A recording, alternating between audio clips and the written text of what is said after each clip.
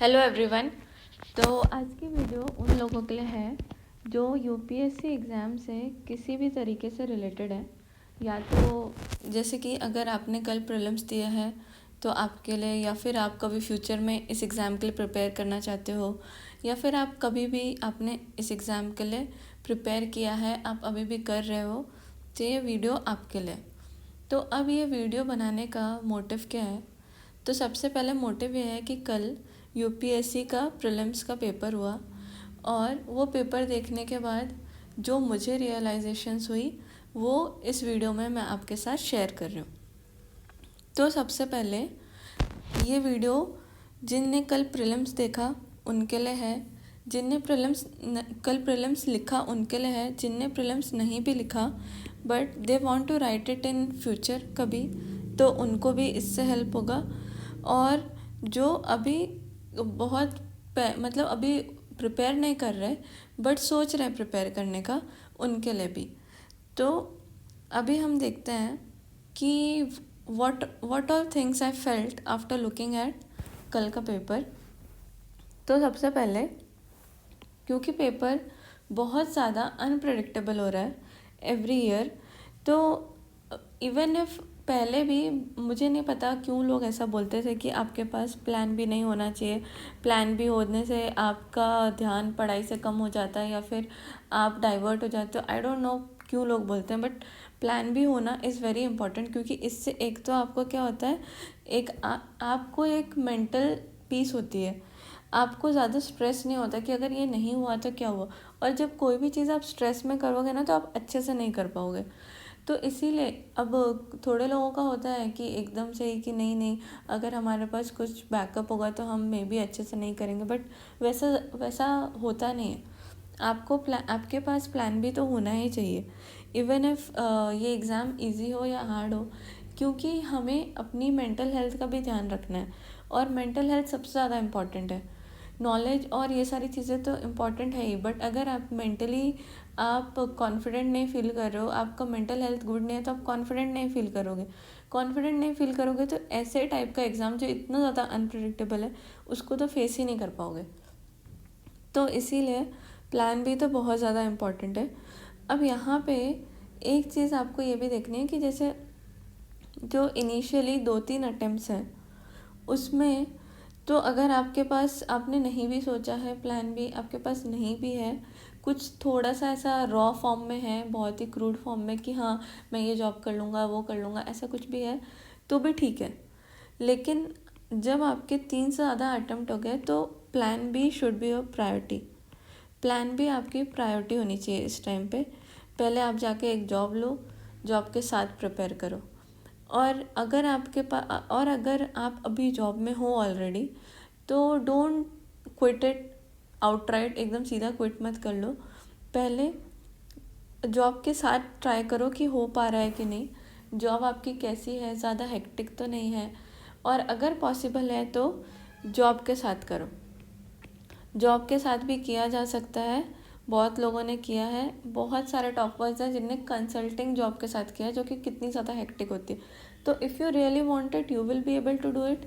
और कोई कितना भी कुछ बोलता है, किसी की बातों पे विश्वास मत करो कि इसने इतने लाखों की जॉब छोड़ दी, ये छोड़ दी। ये सारी चीज़ें क्यों बोलते हैं लोग? क्योंकि कोचिंग इंडस्ट्री को फ़ायदा होता है कि लोग लाखों की जॉब छोड़ के आ रहे हैं प्रिपेयर करने के लिए। बट आपके पास जॉब है तो आप जॉब के साथ करिए। और अगर आप चाहते हैं तो आप क्विट करना चाहते हैं तो आप इनिशियली 1 से 2 अटेम्प्ट विदाउट जॉब कर सकते हैं, but after this you should take a job and prepare for this exam. Then अगर आप क्वालिफाइड हो चुके हो, एक बार मेंस आपने लिखा है, या फिर आप मेंस क्वालिफाइड हो, इंटरव्यू तक पहुँचे हो, तो आपके लिए एक प्लान भी ये हो सकता है कि आप कोचिंग्स में काम कर सकते हो। तो आपको ये भी कंसिडर करना है कि आपको यहाँ पे इंटरेस्ट है कि नहीं, आप पढ़ाना चाहते हो कि नहीं। अगर आप नहीं पढ़ाना चाहते तो आपको भी जॉब लेनी पड़ेगी, जॉब के साथ आपको फर्दर अटेम्प्ट्स देने चाहिए। पूरे 5-6 अटेम्प्ट, सारे अटेम्प्ट, पूरा अपना 20s इसमें वेस्ट मत करो, क्योंकि it is not that worth. अभी लोग आजकल आप देखोगे, लोग इन्फ्लुएंसर्स लोग डांस कर कर के कमा रहे हैं पैसे, लोग कुछ भी चीज़ से पैसा कमा सकते हैं, आजकल की इकोनॉमी ऐसी है। तो आप क्यों एक चीज़ को लेके बैठे हो? ठीक है, पैशन है, करो, बट उसके साथ एक थोड़ा रियलिस्टिक होके अपना एक प्लान भी रखो, अपना एक फाइनेंशियल सिक्योरिटी रखो, और फिर इस एग्ज़ाम को परस्यू करो। नाउ तो ये हो गया, अगर आप इंटरेस्टेड हो टीचिंग में और आपने क्वालिफाई किया है, एक बार एटलीस्ट मेंस लिखा है या फिर इंटरव्यू तक पहुँचो, तो ठीक है, आपको कोचिंग इंडस्ट्री में भी काम मिल जाएगा। This can be your plan B, and then काम करते करते you can give further attempts. तो एक चीज़ तो ये हो गई।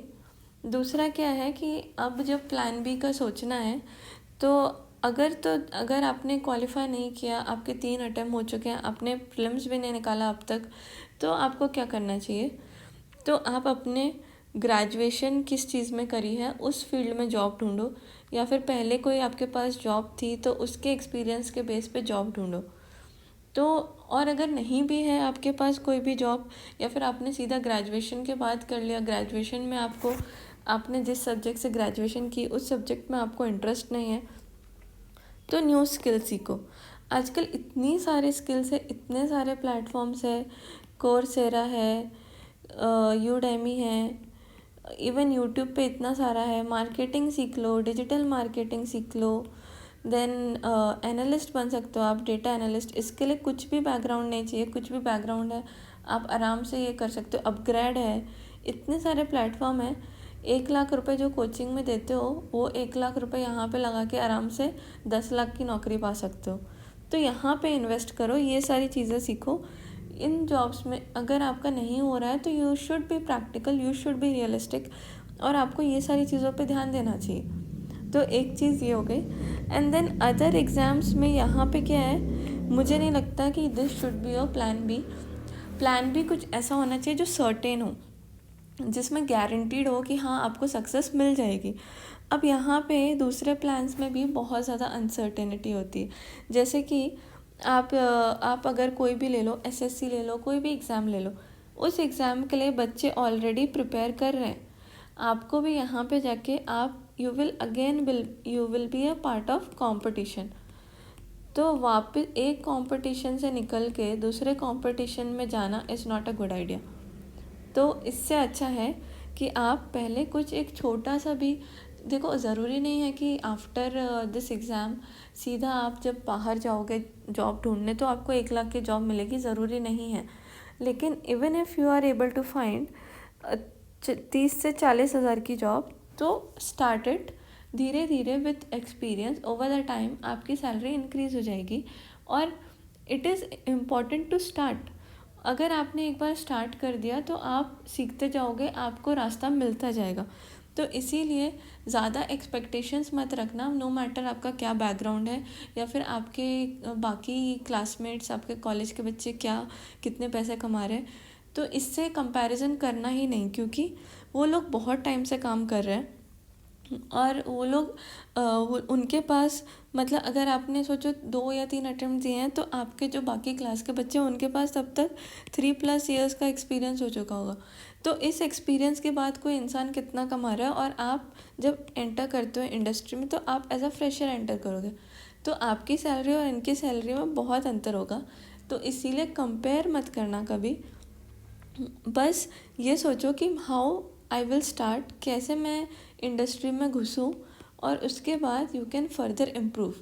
ठीक है, तो ऐसे मैं बहुत सारे लोगों को जानती हूँ जिन्होंने 2-3 अटेम्प्ट देने के बाद अभी वो बहुत अच्छा कर रहे हैं प्राइवेट सेक्टर में, और उसके साथ प्रिपेयर कर रहे हैं। तो आप भी ऐसा कर सकते हो, और यही करना है अब, क्योंकि यूपीएससी इज़ वेरी अनप्रेडिक्टेबल।